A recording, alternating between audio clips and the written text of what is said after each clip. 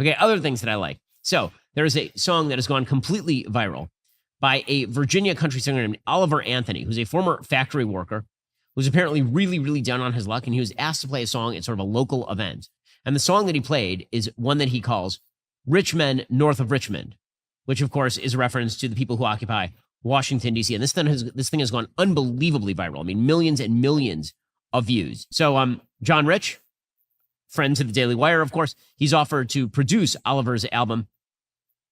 And the video is gaining all sorts of traction because it is, I think, the cry of a lot of people in the United States who are just trying to work a job and make their way in life and feel like there are too many people who have their hand in their pocket. Hello, everyone, once again from the capitalist dystopia of the United Kingdom. And today we are talking about a country song from America, which has taken the internet by storm organically because everyone is resonating with the message about welfare queens and being leeches on the system. Doesn't that sound like a working class anthem for the ages? Of course, I am talking about Oliver Anthony's Rich Men North of Richmond, the terrible country song all conservatives are pretending to like. And certain people on the left are saying, oh my god, how can the left compete with this? What is the left response to this? As if there aren't like loads of super successful left-wing political bands, and not as though like country actually has a history of being either liberal or left-wing, including Willie Nelson as well. Oh my god, the right are now dominating music with these totally fucking garbage country songs. So I want to talk about all of this today because, yeah, of course, even if you think the song is like okay despite some of the lyrics, you can probably sense that there's no way in hell something like this just organically goes viral, and every conservative pundit and politician all agrees it's the best thing ever. Of course, there was a campaign to promote this song, and even the guy saying that he isn't political at all, he's a centrist, is absolutely laughable and insane. I'm not going to talk about some of his political positions, but if you guys are interested, maybe look up some of the YouTube videos this guy is into and decide for yourself if he's a centrist or not. So what I want to do today is look at the song, look at conservatives' reaction to the song, and then look at some left-wing reaction to the song as well. People saying like, how does the left respond to this? And I'm just going to show you that there is so much good left-wing music, which is not only way better music than whatever this garbage is, the actual political messaging is actually interesting as well. Unlike the crap that is designed to appeal directly to white conservatives about how hard I work all the time, but the root of my problems isn't actually capitalism or the Republican Party I constantly vote for, who are like one of the most corrupt political parties in existence. No, it's actually the welfare state, which is essentially non-existent in America anyway. So I'm going to speak about all of this today. Before we go any further, please like the video, and in the comments let me know what is your favourite political song. I have quite a few, which I'm going to talk about in the video later, but let me know down in the comments. Also, consider checking me out on social media at the Kavernacle on Twitter, but also on Instagram, also on Threads, also on Blue Sky, and consider becoming a patron. I'm trying to build up as many $1 to $3 patrons as possible. Benefits include access to old exclusive content, access to my Nintendo Switch friend code, and access to the private patrons Discord server.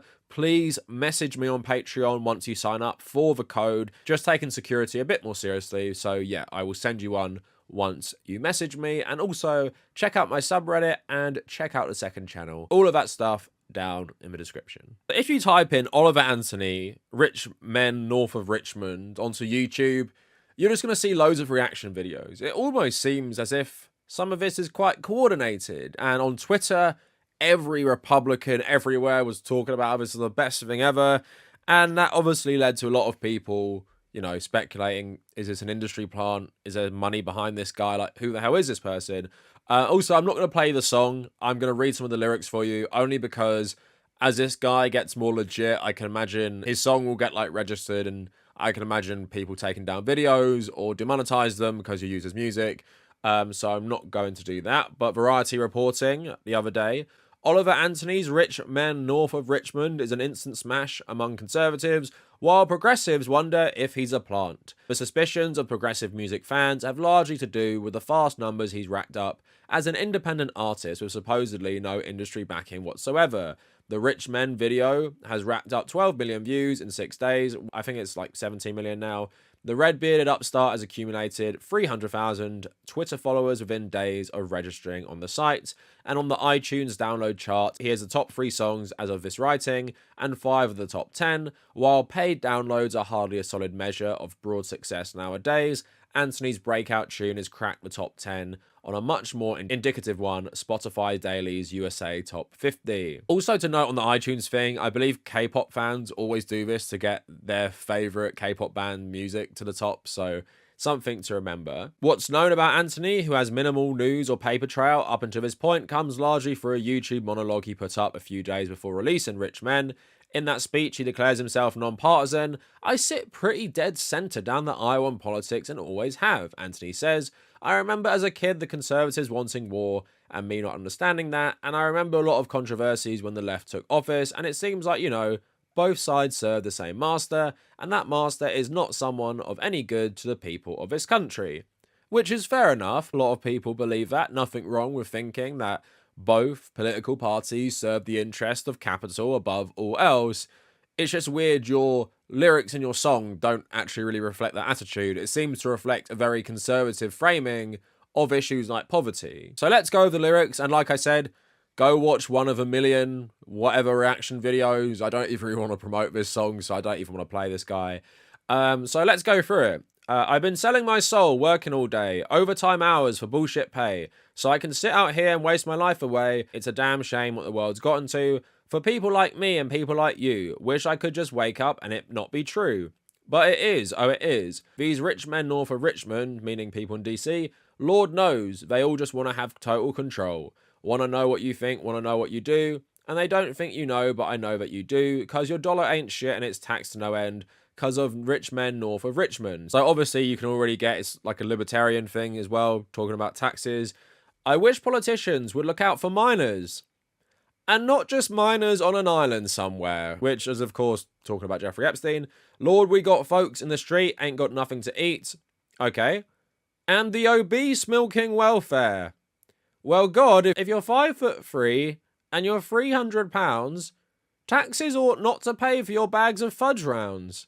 Young men are putting themselves 6 feet in the ground because all this damn country does is keep on kicking them down. So does this sound like the anthem of a centrist working class hero who's just fed up with the system? Or does this strike you as the lyrics of a libertarian who does not really see his problems as the capitalist elite? Maybe political parties are his issue, but he feels hard done by. Like, I work hard, I go home, drown my sorrows in alcohol. A lot of people can relate to that because of capitalism. And it's because of our labour value being extracted by the elite, right? It's not because of people who are obese and are on welfare. And what does them being obese have anything to do with welfare? Again, like, this is another right-wing talking point, all about like personal responsibility. Not that there's a direct link between poverty and obesity. Well-documented link. And there's something you have in America that you don't have in lots of other countries, is food deserts. I didn't even know this was a thing until a couple years ago, in that you cannot even buy proper groceries in certain places unless you drive really far away. So you have to rely on fast food, which is also cheaper and more calorie rich, but is bad for you, right? So you could totally be on welfare and be really poor and be obese, not that you are spunking your money on just chocolate or indulging too much and you just like that lifestyle because you're lazy, right? I don't know why anyone on the left is acting like this guy should be taken seriously in terms of he's tapped into something. Yeah, lots of people hate their jobs. Lots of people try and cope with capitalism the best they can, and it doesn't matter what political party you support, capitalism is still going to prey on you. But diverting that anger at even poorer people is not something that working class people should do. Yes, I have sympathy for this guy if he's had a hard life, hard working class life, doing hard manual labor jobs. Even the song he talks about, drinking, and I think he's spoken about that as well. So yeah, you have my sympathy. Loads of people have struggled with that. I've made videos about people relying on coffee and alcohol to actually even function in a capitalist system. But as someone who recognizes that, I never divert in that anger to people who need welfare just because they're obese, because that's also a symptom of poverty, not a symptom of laziness. It comes right out of like a Tim Pool talking point about, I don't know, if people are poor, why are they obese? Because they must have loads of money for food. Like, absolutely ridiculous. So yeah, song is garbage, lyrics are garbage, and anything that I can kind of understand as like legit is not something I haven't heard before, like a million times, right? So in my mind, there is no reason this song should be going crazily viral unless there was actually some sort of money behind it and astroturfing going on, which actually appears there has been. So let's talk about the astroturfing before looking at Ben Shapiro and Matt Walsh, who, funnily enough, actually hone in on the welfare queen part. Squirrel posting, lol, some MAGA account just exposed the ginger-bearded guy whining about welfare queens and high taxes as a conservative industry plant, astroturfed into existence by all the Daily Wire freaks, and some right-wing social media promoter, Dan Bongino, then confirms it. So a guy called Lucky at the MAGA Hulk, responding to Matt Walsh saying that the song resonates because it's not political. He says, I didn't want to comment on all this because Oliver Anthony seems like a great guy, but Matt Walsh's sanctimonious word vomit forced my hand. There was nothing authentic about this song's rise to popularity. Jason Howerton seems to be a key player involved in the astroturfing campaign. He's the CEO of Reach Digital, which helps media companies and political influencers grow their social media footprint exponentially. Jason was one of the first accounts heavily promoting this song as he provided a background on Oliver Anthony and his faith. Jason indicates that Oliver Anthony has been contacted to record the song. Jason also admits he even covered the cost to produce the record. So who wrote the song? And how did so many big right-wing accounts have the video ready to post simultaneously? You can like the song and its message without gaslighting us into believing this was an authentic viral hit by a simple country man with a mic and a guitar. Launch a project and get over 1.3 million hits overnight was the article Mr. Howerton shared on LinkedIn. This was another Conservative Inc. AstroTurf campaign. Embrace it. So you guys might be thinking, like, it's a MAGA fan who's just mad because MAGA now hate Daily Wire because they support Ron DeSantis. But then Dan Bongino chimes in and he basically, like Squirrel said, confirms it. Jason works with me. Jason is a great guy who texted me last week, blown away by the emotion in Oliver's song. Jason wanted to help. He flew from California to North Carolina to help Oliver get the message out. Yes, that's what he does. He uses digital platforms to spread the word, mine included. This moron below doesn't have a clue about what happened. Imbeciles. Like this guy below are what decimate our movement. They open their big mouths about stuff they have no idea about while sitting on their fat asses criticizing the doers. So yeah, Dan Bongino doesn't actually realize he has just admitted that this guy was massively astroturfed by a company that is designed to make people go viral. And Lucky actually replied to Squirrel saying, one disagreement with your assessment, I would have exposed the grift regardless of Jason Howerton's desimpery, talking about him supporting DeSantis. Many huge MAGA accounts promoted the song too. I think Bongino is still a Trump guy too, but I don't really pay attention to him. Con Inc. grifts from all sides. So I always do enjoy the conservative civil war, and for once, Donald Trump supporter doing something funny, actually exposing the rest of Big Con, astroturfing this guy into existence and promoting him like he's some sort of organic thing. And Dan Bongino basically saying, no, please shut up, don't say this, don't expose us. We actually just wanted to get this guy's message out. And I can believe that to some degree because conservatives don't have much art on their side. So if you get this country singer who says he's centrist, non-political, funnily enough, just before he released his AstroTurfed single, and then it actually promotes a conservative libertarian worldview, then that's probably a good thing. Now, on that note, the title of this video probably has something to do with Ben Shapiro. But yeah, he focuses on this angle as well. They all made these reaction videos, all the Daily Wire crew. So here's Ben Shapiro talking about the song. And yeah, funny enough, what does he focus on? This thing has gone unbelievably viral. I mean, millions and millions of views. This song obviously has hit a nerve with people because it is, I think, the cry of a lot of people in the United States who are just trying to work a job and make their way in life and feel like there are too many people who have their hand in their pocket, particularly elites in the federal government who believe that their money should go to other people.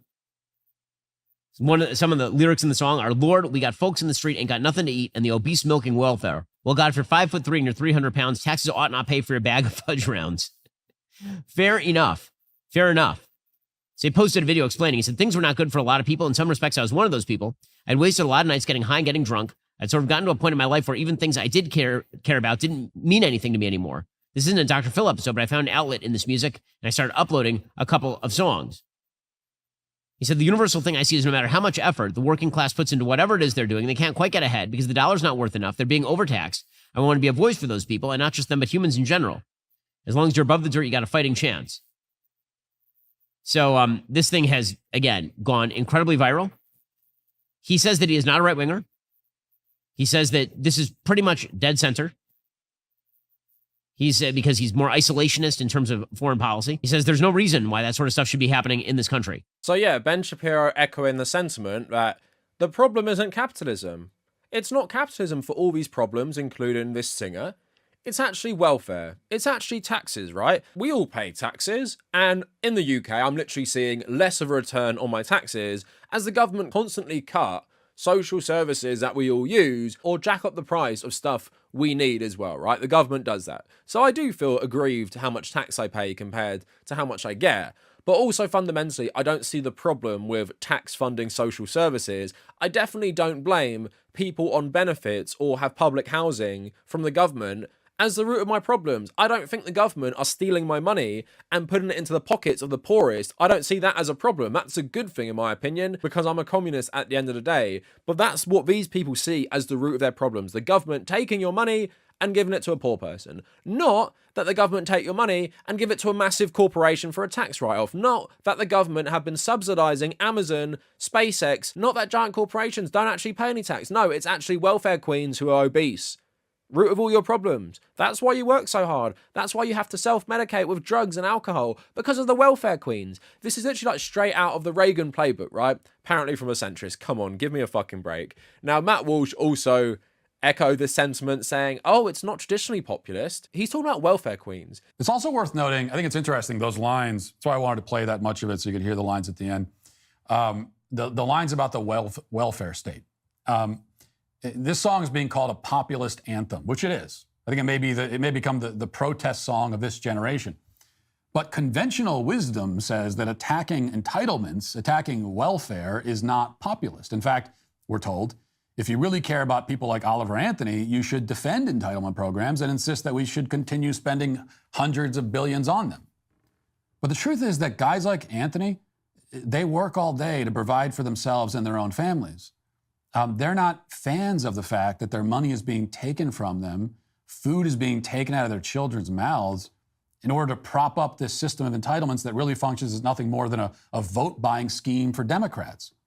Okay, go up to almost any guy at any bar in any blue-collar part of the country and ask them about welfare, and they will say something very similar to what Anthony says in that song. Welfare queens might be a bit of a throwback, but it is a populist thing. Divert attention away from the actual people doing the looting and point to the poorest people in society. Yes, he gives some token things about the elites, but then starts tying it back to Jeffrey Epstein. If Marjorie Taylor Greene asked this guy to come to an event with him, he's probably saying yes, right? So, conservatives, please make it less obvious. I know you think you're being quite subtle, getting this guy to record a message about being centrist, but come on. Now, there are some people on the left or just not on the right, who have kind of fallen for this. So I don't know much about this person, but Caitlin Johnston replied to the Squirrel tweet about this, saying that right-wing populism is the most Astroturfed BS on the planet, which I agree with, talking about the song, country music is just Republican music. I mean, post-2001 maybe, not always. I quote tweeted this yesterday and she deleted it, and I just want to read some of this for you, because I was like, what even is this? It reminds me of people in the centre or right blaming the left wing that men don't have good role models. So someone tweeted, what's the left's answer to this? And I want to talk about this tweet a bit later, but she says, it says so much about pathetic, worthless nature of the online Western left that this question is being mocked. It should be mocked, memed and dismissed instead of taken seriously and deeply considered.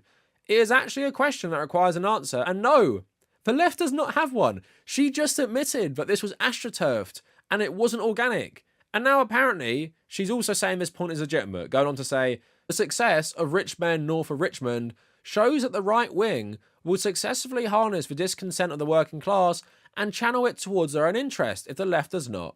And the left is not doing that. To claim that it is to live in a fantasy land. It's illegitimate to pretend that the left is making a good show of creating art and directing culture in a healthy direction. Most artists are naturally leftwardly inclined. Real inspired art doesn't come from a place that wants to talk about sound monetary policy and fiscal responsibility, but they overwhelmingly shy from ferociously attacking the establishment to write about love and junk. Oh, whatever, make all the excuses you want to help you feel better. That won't change the direction this thing is inevitably heading if leftist artists don't step up and start giving people an authentic and healthy voice, muting this thread. There's an element of the online left which pretends to deal in political reality, but actually deals in vibes, right? So we saw this recently with Anna Kasparian and Cenk saying that trans radical activists actually lose Democrats' elections because they focus on trans issues. And there's actually evidence to show in the last midterm this isn't true, right? And then you have people saying it's the left's fault for Andrew Tate. You don't offer a good role models. There's no good role models on the left. And that's why Andrew Tate exists. Or even back in the day, the left wing are so insufferable, that's why you got Donald Trump as a response to political correctness. Not that people like Andrew Tate and Donald Trump reinforce like right-wing patriarchy and often like racism and misogyny. That's why it's appealing to people who grew up in a patriarchal society. Not to mention they also have loads of money. We're not even offering the same thing because we don't believe in the same thing. There's no left-wing pickup artist. And it feels the same with this. This Caitlyn person doesn't really seem to know what she's talking about, saying, where are the left wing talking about politics? And fiscal policy is boring. So maybe the songs that we have to sing have to be more creative. Are you insane? Like, this person clearly doesn't listen to music, because what I want to talk about now is left-wing music, which is so much more popular than right-wing music, and is so much more popular than this Oliver Anthony guy. Like, infinitely more popular. And it smells to me of class reductionism that I've seen a white guy doing country music. He must represent the soul of the working class.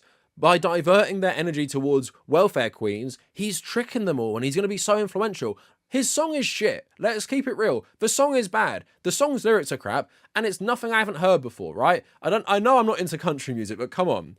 And like this original tweet, like, what's the left's answer to this? And as someone who's into my music, I'm not like very open to lots of new music. If you write something in the comments telling me to go listen to this, I'm just not going to do it, right? I'm just not. I'm just keeping it real. But I do like a lot of bands, and I have my favorite bands. And I don't like music based on politics, but it so happens a lot of my favorite bands are actually pretty political. I want to talk about people who are political. Now, Arcade Fire are probably one of the biggest left-wing bands in, I guess, the indie space. Now, Win Butler is a piece of dirt. When I think of left-wing misogynists, I think of this guy because of all the allegations that came out against him last year. Very disappointing, but it doesn't take away that a lot of their music is very left-wing. And over time, they're insanely popular. Like, their album, The Suburbs, always pops up as like one of the most popular albums in like indie music ever, right? Loads of people absolutely love that album. Their first album, Funeral, people love that. People love a lot of their music. They had an album recently which was very political. They offer left-wing music and it's successful because the song is both good and they have political messaging which their fans like. They have a very LGBT-friendly community. And I just want to talk about like left-wing music because Caitlyn Johnson person is just completely wrong. There is loads of left-wing music out there. And like I said, down in the comments, let me know. Let me know your favorite left-wing music. It doesn't have to be like insanely popular, but I just want to disprove the point that,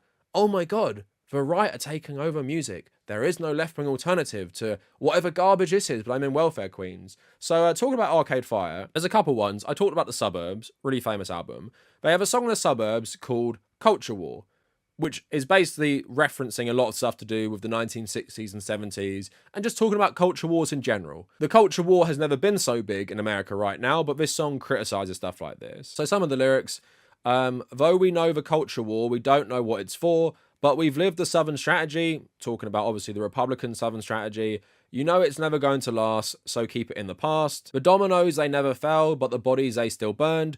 Throw my hand into the fire, but still I never learn. Will I ever learn? And what they're talking about there is the domino theory, which they constantly said about Vietnam. If Vietnam falls to communism, all of Southeast Asia and all of Asia will fall to communism. The US have to make a stand in Vietnam or the whole of Asia will go communist, right? And of course, although that is just, ridiculous justification for war, it's also untrue.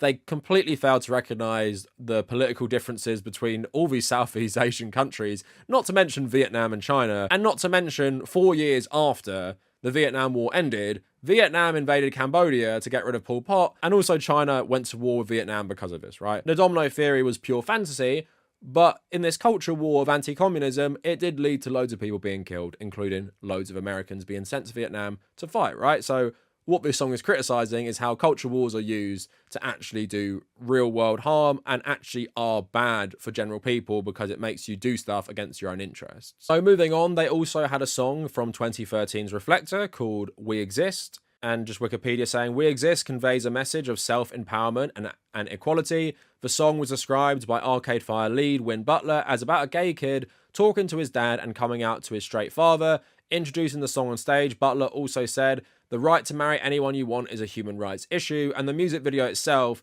was actually about a transgender woman, and this was played by Andrew Garfield. And there was obviously criticism that Andrew Garfield played the trans woman, but the message of the song was pro-inclusivity. The message of the music video was, obviously a pro-trans thing as well. So, yeah, left-wing, political, there's 2 songs for you right there. Very political songs. Now, like I said, Win Butler had a lot of allegations against him, but they also released an album last year called We, and I like this album quite a bit. And a lot of these songs are very political, and he gave an interview to Apple Music, and I just want to talk about some of these. So talking about the song End of Empire 1 to 3, he says, it's easy to interpret everything as being about the present, and I think there's an element to that, but I think you're trying to pick up on smoke signals. To me, the end of the empire isn't about now. It's about the future. It's about what's coming. I'm still waiting to wake up and check my phone and see the stock market has finally crashed. It's just an inevitability. This stuff is so cyclical. And it's like we're just printing money and pretending everything's okay. My grandfather lived through the Depression and was a musician in World War II and lived through some pretty intense stuff. And so I think this generation is up to the task as well. We have an 8-year-old, and the tools that he has compared to the tools I had at that age are incredible. So The Lightning 2, another song on the album. What was in my head when I was singing that song was all the Haitians at the border trying to get into the US who had taken a boat from Haiti to Brazil and then walked or taken the train all the way to the Mexican border just to find a better life for your family. Imagine what it would take. The bravery. The governor of Texas can honestly, I don't hate a lot of people. I hate that motherfucker. I don't even believe in hell, but if there's a hell, he's going there just to meet people with the absolute absence of compassion, these fake Christians. That's not necessarily what the song's about, but that was what was in my head. What does it mean to not quit and to reach the end and then be turned back, and you still can't quit because you still have your family? So then you get sent back to where you started, and you still can't give up because it's still your life and it's still your family and it's still your survival. So another song, Unconditional One, I was really just thinking about my son and the world that he's facing and how I was a very depressed kid, particularly in high school. I was trying to imagine the way that I'm wired just chemically, having to deal with that now, not to mention 10 years from now, whenever he's going to be dealing with it, he's going to need to have a thick skin and just to really be able to take a hit and have some fortitude. So Arcade Fire have always been very political, but even very relevant. We've seen this stuff in Texas recently, and Win Butler is saying, I'm thinking about that in my head. His wife is actually from Haiti as well. And he's thinking about, what's it like to make this massive journey from Haiti to the Mexican border and be turned away by this guy like Greg Abbott, right? This terrible, terrible governor. And Arcade Fire are extremely popular, right? This album was popular. Arcade Fire aren't going viral anymore for a lot of their songs, but historically they are a very, very popular band, and they have been relevant for about 22 years. Do you think this guy is going to be relevant in 1 year, let alone 22 years, right? Talking about the left not having an answer to this guy. We've had bands like Arcade Fire, Radiohead, for 20-something years at this point, right? They have so much political messaging in their song. They're also insanely popular. Radiohead is literally one of the most popular bands of all time and has never shied away from politics. Arcade Fire are one of the most popular indie bands in the 21st century, right? Extremely popular music as well. And to say that, the left don't have an answer, I'm just talking about indie bands. I'm sure there's loads of metal bands, there's loads of rock bands, there's loads of singers who are also crazy popular as well with left-wing messaging. And now I'm going to talk about a band that had their heyday more in the War on Terror era, but are still pretty popular, and that is Bloc Party. Now, there's one song I want to highlight in particular. They have quite a few political songs. There is Where Is Home, which is about the lead singer's struggle with identity, racism, because his parents were Nigerian immigrants. He's also a gay man as well. And interestingly, I read he said he became radicalized as a black man when he went to live in New York for a couple years, because he said he never felt such intense racial discrimination until he actually went to America, which I found really interesting. But they had a song that came out in July 2007 that peaked at 22 on the UK singles chart, and that was Hunting for Witches from A Weekend in the City. Now, Hunting for Witches lyrics were influenced by the 7/7 attacks and September 11th and the media's reaction to those attacks. Frontman Keely Okereke said, "The 30 bus in Hackney, which is just around the corner from where I live, was blown up. The song was written when I was just observing the reactions of the mainstream press, and I was amazed at how easy it'd been to whip them up into a fury." And here's some of the lyrics of the song, and it's all about witch hunts. And obviously, The Crucible by Arthur Miller was about the New England witch hunts, but of course was actually about, McCarthyism, and this is kind of similar. So the first verse, "I'm sitting on the roof of my house with a shotgun and a 6-pack of beer. The newscaster says the enemy's among us as bombs explode on the 30 bus. Kill your middle-class indecision. Now is not the time for liberal thought, so I go hunting for witches. In the 90s, optimistic as a teen, now it's terror. Aeroplanes crash into towers. The Daily Mail says the enemy's among us, taking our women and taking our jobs. All reasonable thought is being drowned out by the non-stop baying for blood. I was an ordinary man with an ordinary desire. I watched TV, it informed me. There must be accountability. Disparate and misinformed. Fear will keep us all in place." A lot of you might not have heard that song, but if you want to go listen to it, it's a great song. Bloc Party, Hunting for Witches. Extremely political, calls out the Daily Mail, and you get the message of the song. It was how the press were manipulating people into supporting war, just endless war in the Middle East, and they needed a scapegoat, right? So because these attacks happened, they had to demonize all Muslims and make you skeptical of all Muslims, and the Muslims are witches in this scenario, right? And this guy is singing about that, again, calling out the Daily Mail, fear-mongering, calling out the racist, right-wing British press. That's a very left-wing song. Great song as well. And go listen to that song. Tell me if you think it's better than this garbage country song. I guarantee you will think it's better. There's also way more thought gone into it, and the lyrics are better as well. Not saying they're like the most subtle thing when you read them, but it's a catchy song, right? It's a good song. Doesn't need to be political, but I'm grateful it is. Nice political message. Thank you, Bloc Party. There's a lot of political songs from Bloc Party as well. So, I say go check them out. Now, one more thing I wanted to talk about, just to show you how much I just really don't buy this artificial astroturfing of this guy, right? Because his song is trash. One of my favorite games of all time is Cyberpunk 2077. Cyberpunk is all about music. Every single quest is named after a real life song.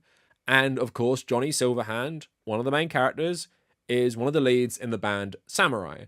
Now, the band Samurai is fake, but it's actually a real band, Refuse, which do the songs, right? And I think with help from the script writers at CD Projekt Red, they've actually wrote some songs. And some of these songs even have 17 million views on YouTube, right? They're quite popular songs. There's about 7 of them from Samurai. And they're very anti-capitalist as well. And this is just one band in a video game. There's loads of music in Cyberpunk which was created just for it. Even Elon Musk's Queen simp, Grimes, has a song in Cyberpunk as well. And you have other songs from Edge Runners, I Really Want to Stay at Your House, which is from the main game too. Crazy popular. Organically popular because people heard it in a game, people heard it in a show, and they like it. Doesn't need an astroturfing campaign.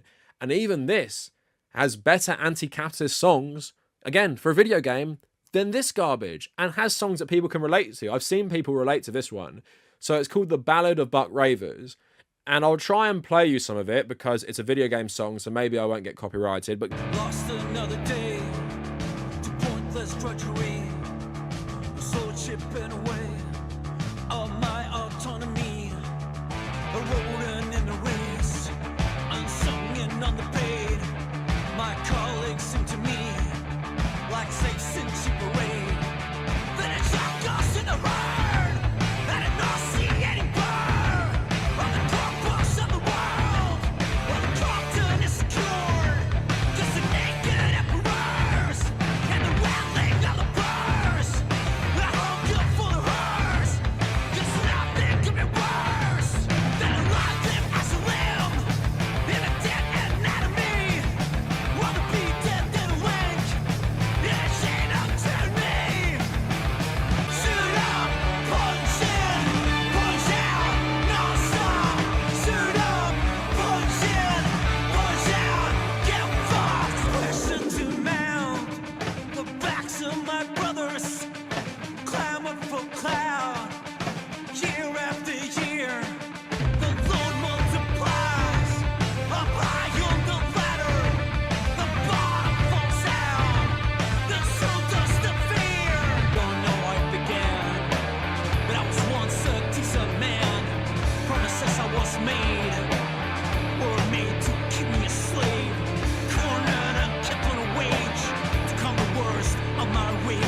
So that song, in my opinion, articulates the struggle of working people far better than this.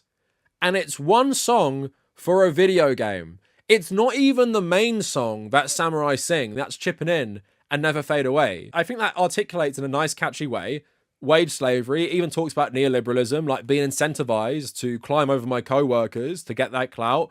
And it's the corpos who are my enemy. It's the corpos who make me a slave. It's corporations that do this. It's capitalism that does this. Nowhere in Samurai's music do they say, life is so hard and work is so hard, I blame tax and the welfare queens. Because if you actually are anti-capitalist and for working people, you blame the actual problem. You don't blame tax going to the poorest people in society because they're obese or something, which is also a symptom of poverty, right? So even Samurai, this fake anti-capitalist band from a dystopian game, and it's not even their main song, even that articulates the struggle better under capitalism than this absolute garbage. And it's also popular as well. Some of these songs have 17 million views on YouTube. So clearly, something about Samurai's music organically resonates with the player. Even with some of these songs, you can miss them, right? There's lore behind them. You can read the lyrics, you can hear them on the radio, but you can choose to listen to other radio stations. You might hear that song like maybe once when you play the game, and it's never in the narrative, right? And people are seeking it out to listen to it and say they resonate with the message as well as like the general themes of Cyberpunk. So that is my point. This song that's been Astroturfed is garbage. This guy will not be relevant at all in 5 years. We'll just laugh and remember this guy who was complaining about welfare queens and fat people and was acting like a working class hero. Wasn't that funny? I don't think his popularity is going to stay. It's Astroturfed. It's not organic. People don't resonate with what he's saying. They're just all pretending to like it. The same way conservatives go out and watch garbage conservative Christian films, right? They go out of obligation. They go to support the politics. They don't go because they like the art. And I feel like if you don't like the art first and foremost, you're not going to stick around for long. But anyway, that is it for the video. Let me know what you guys think down in the comments. And if you made it this far, thank you for watching.